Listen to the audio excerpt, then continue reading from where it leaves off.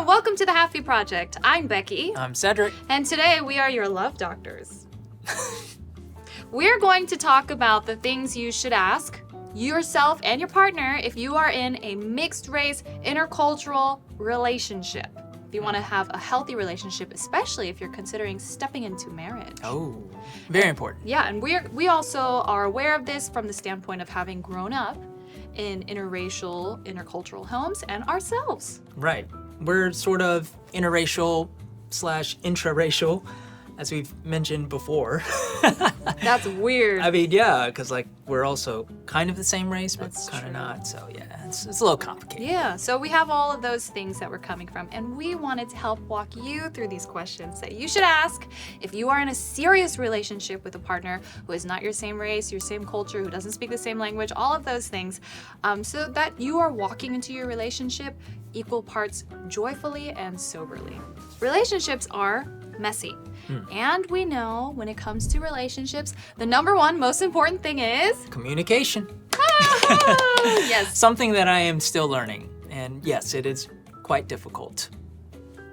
Communication is important. It's super important. And especially if you guys are coming from totally different perspectives. And inevitably, everybody is always going to come from a different perspective, but there's a difference coming within different perspectives inside this cultural box and coming from different perspectives inside this cultural box. Yeah, I mean, there's a lot of layers to this, right? I mean, on the surface, you have, if it's applicable to your relationship, it's language at the very top, right? Like being able to actually understand each other, whether your significant other speaks a whole nother language and isn't actually fluent in the language that you speak, which is actually common, which is actually the case with my parents, especially when they first met. Right. So that is like the very top layer, but then it gets even deeper because communication isn't just language. I've seen a lot of people who get into relationships because they are just in love with their significant other, if you don't speak the same language. Which is totally cool.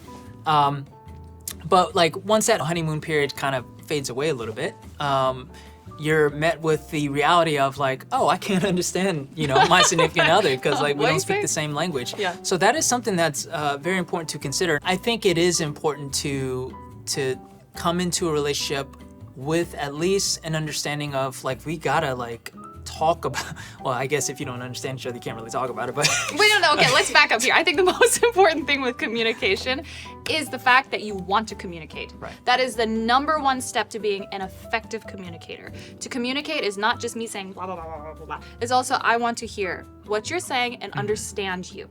And we communicate not just with words, but with expression, with what we're doing, our action, writing, with what we do for you. All of those things are part of this umbrella of communication. And if you want to understand your partner, you have to want to understand your partner. Right. Does that make sense? That makes sense. It's much better stated than. So here's a couple of questions that I wrote down that maybe you should consider. For example, do you want to be a good communicator or do you just want to get your point across?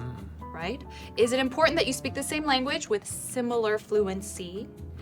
Is your partner's language of equal importance to your own? Right? Do you consider, well, if we all speak English, that's all that matters? Or do you also consider how they think or feel or communicate in their own native language of equal importance to your own?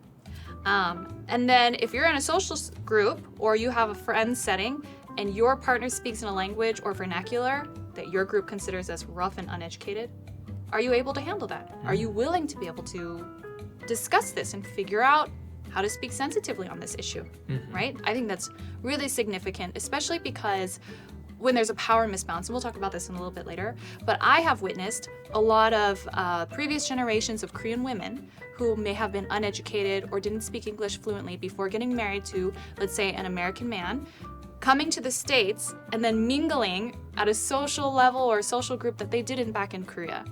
And you can feel a certain feeling of I'm not good enough. But that's only because you can't communicate effectively, or you're using broken English that people look down on you for. You, as the, in this case, American counterpart, can you talk to your partner and be like, it's cool, that doesn't matter.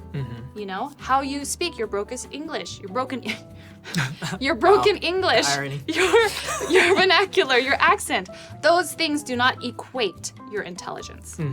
Are you willing to be able to talk about that. To wrap up the communication part, I would say, in a perfect world, it would be great if both parties would, decide and choose to try to learn each other's language, I know my mom did her absolute best to learn English. I remember growing up, she would go to what? I'm sorry, your mom has talked to me about this. She's like anyway. Yeah, going. no, she I remember her going to English classes when I was in elementary school. And I remember she had this little book that had English words and pictures, and she's really made her effort, but it's very difficult for her. But the point is, she really tried. And so she got to a point where she could speak very basic level English.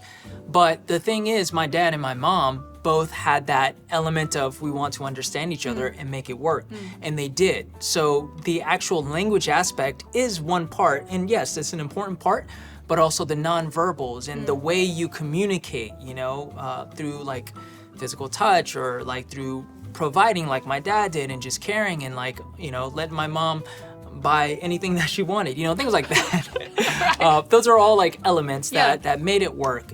People were always very intrigued by my parents whenever I would say, my mom wasn't super fluent in English and my dad didn't speak Korean. They were always intrigued by the fact that my parents still made it work. I would still see them communicate and talk about important issues at times. They made it work because they wanted to make it work. Education. And I bring this up because I have seen so many unhappy relationships throughout my life where you have one person with an education superiority complex and maybe another one with an inferiority complex. This is especially common, I would say, from men who grew up in countries and got educated where education is a given and get married to women in countries that historically did not prize education in women. And you kind of have this mismatch happening. And are you willing to understand that? Education totally expands not just our knowledge, but it also trains us how to think critically. And it can also elevate you to another social status. Education is a stepping stone to all of those things. And if you missed out on having that education and your partner did not, they have a great education. If you're not careful, it can easily turn into a feeling of I'm just dumber than you. Right. Because I didn't have these opportunities. And that's a disbalance and a disrespect that can just happen inside a relationship, whether you intend for it or not. If you are the person in the relationship that is educated and your significant other maybe isn't on that same level, it's also on you to be able to encourage your significant other and show that respect. Yeah, and just that's not everything. That doesn't make up the totality of who you are. Right. There's something to say about someone who doesn't make someone who is less educated on paper feel less educated or feel less than. Right, and intelligence is not judged by your master's degree. And I think it's really important to dig down on your own biases that you might carry without even realizing it. For example, do you just assume if your partner has not gotten a higher education or graduated even from middle school, right? Would you assume that what they know is less valuable, reliable, or useful than your own knowledge? Right. Because they may definitely have greater skills than you in many other ways. Right. But if there's just a blanket statement of well, you didn't even graduate high school, whether you say that out loud or not, they might think that way or feel that way or view you as viewing them that way. Power and self-sufficiency, especially when you're in international marriages, you got to pick one place or another where you're going to live, right? So let's say in the case of Korea and the US, somebody is moving to Korea or somebody is moving to the US. And when you do that, the person who is leaving their home country is making a big sacrifice in their ability to get around and do life by themselves, right? It can be something as simple as running a business, taking care of your kids' education, opening a bank account, understanding money. How do you deal with phone calls, legal issues? You lose power when you can't handle those things, and you become heavily reliant on your partner. Right. So as the person who's becoming reliant, can you deal with that feeling of helplessness, right? Or that lack of self-sufficiency? Can you rely on your partner? And the partner who's doing this extra lifting, are you okay with that? Well, I was okay with it because when we were in Korea, you were actually the one who was able to communicate, Doing all of that, and I needed your help a lot. And now we're here, and I have it's every kinda ability to do it myself, but I don't. Well, that's just called lazy. Right. No, but yeah, so that was something that like I had every intent on being like self-sufficient when I first moved to Korea. Yeah. And there's no doubt that over time, had I stayed there for a longer period of time, I would have eventually gotten to Yeah. that point. But I did need your help a lot. But I was cool with that, and you were cool with it too. And we just like still kept the mutual respect. You didn't look at me as like, you know, like stupid or anything no. like that. So yeah, so it worked out. Right. And then now, you know, you haven't been in the States for like a decade, right? When we first came back, and so I had to sort of like, you know, the tables turned a little bit. Yeah. And you know, it's totally cool. It's because at the end of the day, like we're a team, and you know, we're here to help each other. Exactly. And those things, again, a lot of them times it's like an unrealized bias you might carry inside of yourself. And so it will come sharply to the forefront when you're in these kind of relationships and you're encountering these situations that you just literally never thought would ever happen. Right. And you have to be able to deal with your own frustrations, your own impatience, your own feeling of like, oh, that person can't catch on, they're inferior to me. Those are biases that you might just have, that you're gonna encounter over and over again in these kind of relationships and situations. Just a quick question, I think, in terms of power and self-reliance. Do you encourage and support your partner when they step outside of their comfort zone? This is key. This is huge because let's give an example. Here in the States, I don't have my US driver's license. I drove back when I was like 17 and I haven't Long time driven ago. since, okay? So he's willing to drive me everywhere, which is wonderful. But that loses my power here. So instead, you should encourage me to drive more, to get my license, to go out and practice so that I have that self-sufficiency. So it kind of goes both ways. One hand, you're more than willing to take care of me in that regard, but also as my partner who wants me to be able to stand on my own, you also encourage me, go out and drive, get your license. That should be happening. And you should not look down on me for not being able to drive. Right. Which you don't, just letting you know. Most of the time. Just kidding. And then the last one is family. So many different directions you can go with this part of the checklist, right? Because if it is a situation where it's two different cultures and even nationalities, does one side of the family or one, you know, person's family, are they willing to be open and embrace, you know, your partner?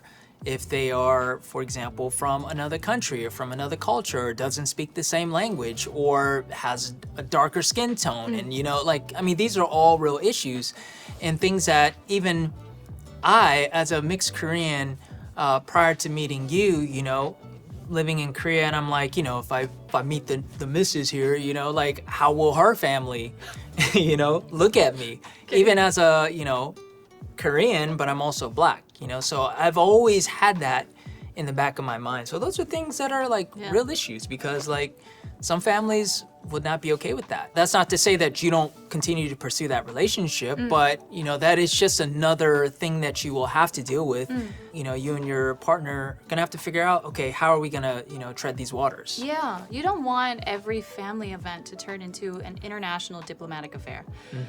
It's really tiring. That can be really exhausting. But if it does happen that way, it happens that way. And that's just on you to be able to work through that together so it doesn't tear you apart. Because those, you know, family and all of that, it doesn't have to be, you know, the thing that keeps you together rips you apart. It really doesn't. And I think if, you know, the families are willing to work and understand each other, it can be such an incredible, beautiful thing. So just a handful of questions I wanted to bring up. So I wrote this article on the website. Definitely recommend that you read the whole thing there. You can take a time to think over it yourself in your own relationship. But just a few, that, you know, to think about now. One, are you willing to be the buffer/negotiator between your partner and your parents? Right? Okay, that can get a little sticky. Are you willing to do that? Does your family tiptoe around your partner's differences? Or are you guys willing to be able to talk about it? Is this just a thing that's part of your relationship and okay, we accept it? Or is there a constant tension? That can be difficult. Are you constantly having to explain your relationship and your choices to your family, right? Do you have to bring that up all the time? That can be really hard. And also, how long are you willing to wait for your family to accept your relationship? That's a big question, and I think a lot of couples, that's kind of the point where you fall apart. I can't wait forever for them. my family will never accept you. We're gonna constantly struggle forever. And you gotta be able to think through those questions, like I said earlier, soberly, right? Take the emotion out of the equation and really think about your life. What do you want? The value you find together in your relationship, and is it worth all of this? If you really want to think over these questions in more detail, check out the blog at thehappyproject.com. Make sure you subscribe to our newsletter there and subscribe to this YouTube channel for more videos. Thank you guys so much for watching, and we'll see you next time. Bye. Peace.